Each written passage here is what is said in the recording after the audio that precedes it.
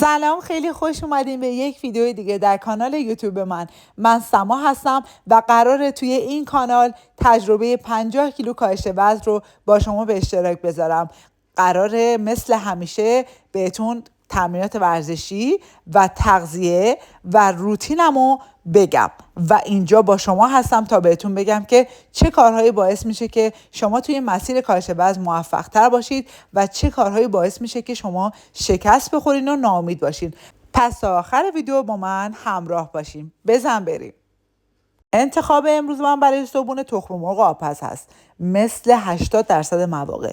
بچه‌ها ببینید، اگر قراره که شما کاهش وزن داشته باشید، لایف استایل سالم داشته باشید یا یه ورزشکار خوب باشین، اولین نکته‌ای که باید در نظر بگیرید تغذیه درست هست. یعنی شما باید انتخاب‌های خیلی خوب داشته باشید که بتونین عضلات خوب بسازین، روزتون رو بسازین و یک بدن زیبا بسازین و تو مسیرتون موفق باشین. پس انتخاب مواد غذایی خیلی مهمه. تخم مرغ هم که جزو سوپرفوداست و همه ورزشکارای من که می‌بینین انقدر خوش‌تیپن و خوب دارن ورزش می‌کنن، به این نکات اهمیت میدن.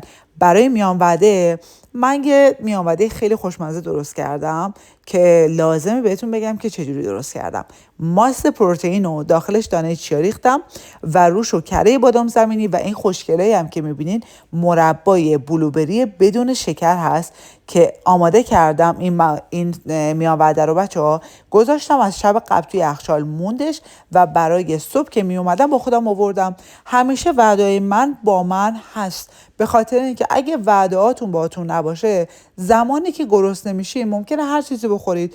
اینم یه شرط دیگه برای کاهش وزنه که اگر میخواین کاهش وزن داشته باشین، باید وعده‌هاتون رو از قبل آماده کنین و همینطور باید بدونین که از چه مواد غذایی باید استفاده کنین که اون خوراکی که دارین استفاده میکنید هم پروتئین خوبی داشته باشه، هم خوشمزه باشه، هم این که بهتون کمک کنه که در طی روز انرژی لازم رو داشته باشین.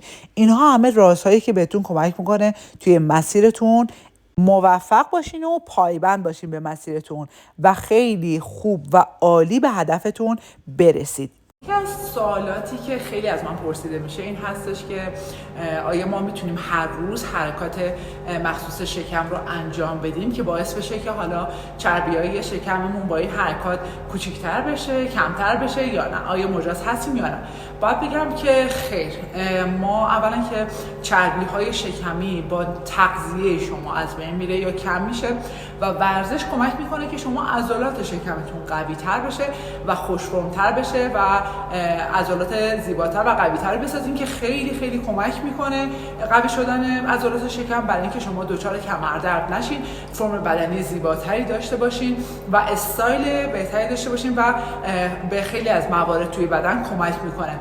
اما این دلیل بر این نمیشه که ما بخوایم هر روز یه سری حرکات شکم رو انجام بدیم به این هوا که قرار چربی شکم رو کم کنیم. عضلات شکم هم مثل بقیه عضلات بدن وقتی شما یک روز رو اختصاص بهش میدین، باید یک روزهایی هم برای استراحت و ریکاوریش در نظر بگیرید و حتی گاهن شما اگر بخواید عضلات شکم رو دائم روش کار کنید و هر روز بخواید به چالش بکشین، حتی باعث میشه که عضلاتتون مخصوصا توی خانم‌ها باعث میشه که عضلات بزرگتر بشه و حتی این فرم گودی کمر و این کوچیک شدن بدن رو هم مختل کنه، یعنی در واقع پهن‌تر بشه عضلات پهلو و شکمتون، چون که شما دارید این عضله رو هی کار میکنید و بزرگترش میکنید و اصلا هر عضله وقتی کار میشه، چه عضله شکم و چه عضلات دیگر بدن، ما یک روزهایی رو باید بهش استراحت بدیم، ریکاوری بشه که این عضله بازسازی بشه با تغذیه خوب، با استراحت خوب و هفته یک یا دو بار کافیه. یک اشتباه دیگه که گاهن دوستان انجام میدن موقع اجرای حرکت‌های شکم این هستش که وقتی دارن حرکت شکم رو اجرا میکنن، ضربه به شدت میزنن به عضلات شکم و فکر میکنن این ضربه زدن، یا گاهن من دیدم با مشت و حرکت‌های تهاجمی فکر میکنن که الان میتونن تأثیر بهتری بذارن یا چربی‌ها رو از بین ببرن و این کار کاملا اشتباهه. ما باید حرکات رو درست انجام بدیم با انقباض و با تمرکز که کاملا روی عضلاتمون متمرکز باشیم و با اجرای درست میتونیم تاثیر مثبت بذاریم. با اینکه ما بخوایم با شدت این کار رو انجام بدیم یا ضربه های تهاجمی بزنیم، این کار به هیچ عنوان باعث نمیشه که ما چربی شکممون از بین بره و گاهن خیلی هم میتونه برای بدن مضر باشه و آسیبزا باشه. پس اولین موضوع این هست که حرکات رو به درستی و با تمرکز انجام بدیم که تاثیر خوبی داشته باشه. ما چه تعداد این حرکات رو انجام بدیم که تأثیر مثبت روی بدنمون داشته باشه؟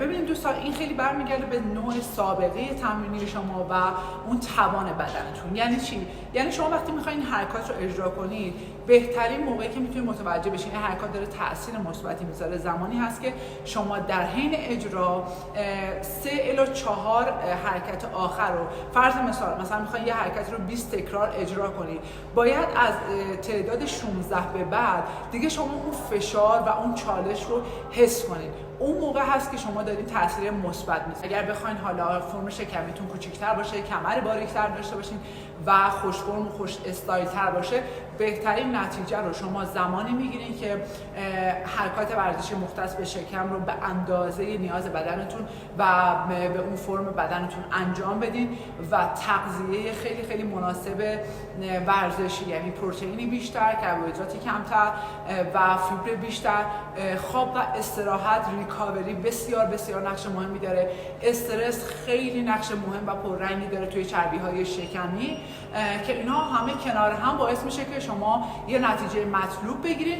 و یه چیزی که خیلی مهمه ژنتیک افراد هست که گاهن بعضی از افراد ژنتیکشون و فرم بدنیشون به این صورت هست که کمرهای باریک‌تر دارن و یک سری افراد کمرهای پهن‌تر دارن. پس بهترینه خودتون رو ببینید.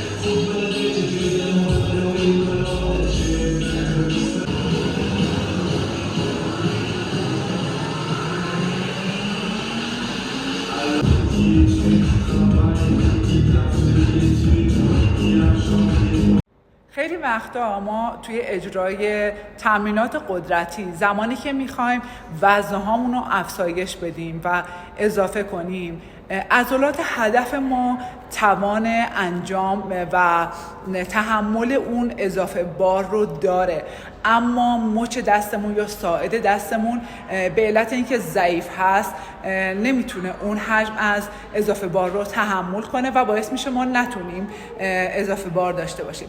کاری که ما باید انجام بدیم این هست که مچ دستمون یا ساعد دستمون رو با حرکاتی تقویت کنیم و اینکه بتونیم توانش رو بالا ببریم که بهمون کمک کنه برای اجرای تمرینات قدرتی و اضافه کردن وزنه‌های بیشتر. پس من توی این پست اومدم چند تا حرکات آموزش دادم که کمک میکنه مچ دستتون و ساعد دستتون قوی تر بشه که بتونین وزنه‌های بیشتر و سنگین. خب نهار امروز من که توی باشگاه هم هست چیه بچه ها؟ متفاوته خیلی. دلمه برگمو آوردم با خودم، با کوکو سبزی آوردم برای اینکه دیشب خوب مهمون داشتم، غذا اضافه اومد دیگه، غذا درست نکردم، همینو با خودم آوردم.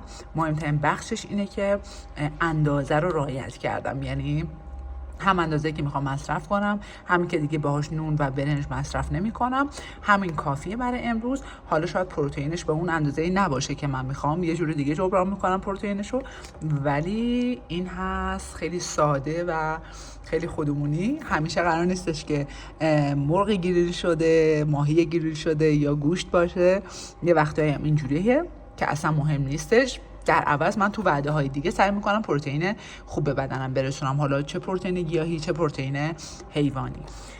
این هم از نهار خوشمزه ما، انتخاب امروز من.